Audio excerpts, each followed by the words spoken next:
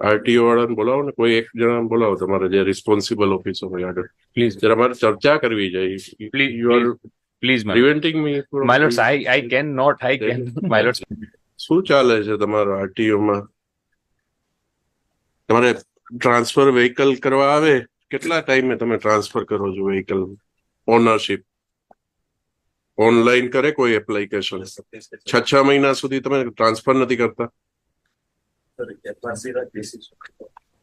ભાઈ તમને ખબર છે મોટર વ્હીકલ એક્ટમાં પ્રોવિઝન શું છે? ઓનર કોણ ગણાય? જેના નામે વ્હીકલ હોય એ ગણાય. આજ કોઈ માણસ વેચી દે પછી શું? તમે 6 મહિના સુધી ટ્રાન્સફર ન કરો ત્યાં સુધીમાં એક્સિડન્ટ થાય તો હુ ઇઝ રિસ્પોન્સિબલ? આરટીઓ. કેમ તમારે એટલે એમાં એજન્ટ ને રાખે અને તો જ થાય કામ?